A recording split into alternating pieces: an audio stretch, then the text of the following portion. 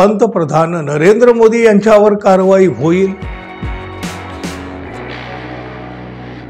मित्र हो, नमस्कार. महाराष्ट्राचं सरकार असो किंवा मग दिल्लीतलं केंद्र सरकार असो, जनतेच्या हिताच्या विषयापेक्षा पक्षीय राजकारण, आपसातले वाद, संघर्ष, कुरघोड्या या सगळ्यातच ज्याला त्याला रस आहे. महाराष्ट्राच्या राजकारणामध्ये गुंडासारखी, मावाल्यासारखी मारहाण करणारे आमदार, वादग्रस्त मंत्री, या सगळ्याची चर्चा खूप जोरानं सुरू आहे. म्हणजे अगदी त्यांची मंत्रिमंडळातून हकालपट्टी करावी अशी सुद्धा मागणी होत आहे. पण तसं घडताना दिसत नाही आणि ते घडेल असं वाटतही नाही. आता एकीकडे महाराष्ट्राच्या राजकारणामध्ये हा सगळा गदारोळ सुरू असताना पंतप्रधान नरेंद्र मोदी यांचं पद धोक्यात येताना दिसत आहे आणि यासाठी सोलापूर जिल्ह्यातला एक कार्यक्रम केंद्रस्थानी आलेला आहे.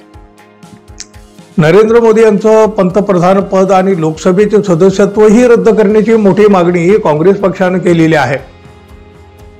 2020 साली पंतप्रधान नरेंद्र मोदी यांनी आचारसंहितेचा भंग केलेला आहे असा दावा काँग्रेसचे नेते पृथ्वीराज चव्हाण यांनी केलेला आहे. पृथ्वीराज चव्हाण म्हणाले, 28 डिसेंबर 2020 रोजी सोलापूर जिल्ह्यातल्या सांगोला मतदारसंघामध्ये पंतप्रधान नरेंद्र मोदी, तत्कालीन रेल्वे मंत्री, कृषी मंत्री यांनी सांगोला ते पश्चिम बंगालमधील शालिमार या किसान रेल्वेच्या 100व्या गाडीचा शुभारंभ केला.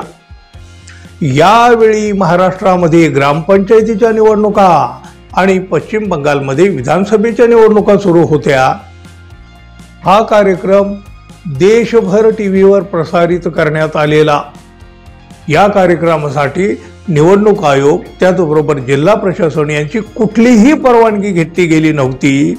याविषयी प्रफुल्ल कदम या कार्यकर्त्यांनी निवडणूक आयोगाकडे तक्रार केली, पण त्यावेळेला सुरुवातीला वेळकाढूपणा करण्यात आला. पण शेवटी आचारसंहिता भंग झाल्याचं मान्य करीत केवळ रेल्वे प्रशासनाला समज देण्यात आली आणि हा विषय संपला.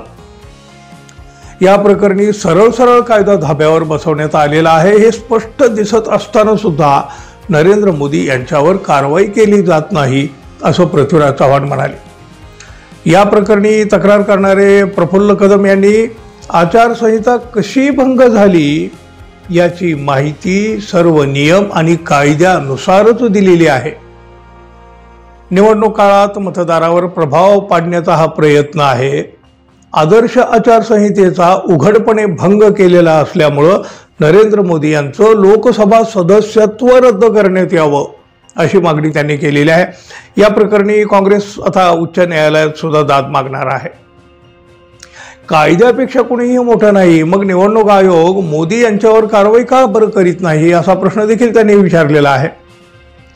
काँग्रेसनं केलेली ही मागणी कितीही रास्त असली मित्रांनो, तरी पंतप्रधान नरेंद्र मोदी यांच्यावर कारवाई होईल असं तर कोणालाच वाटत नाही. म्हणजे व्हायचीच असती तर ती आधीच झाली असती ना. त्यावेळेला फक्त टोलवाटोली करून विषय गुंडाळला गेला ना.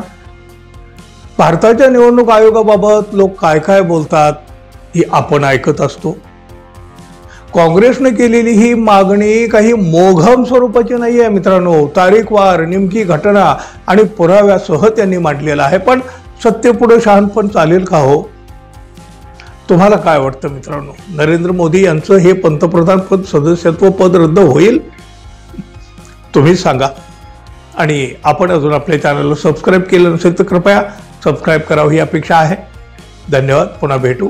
तोपर्यंत नमस्कार.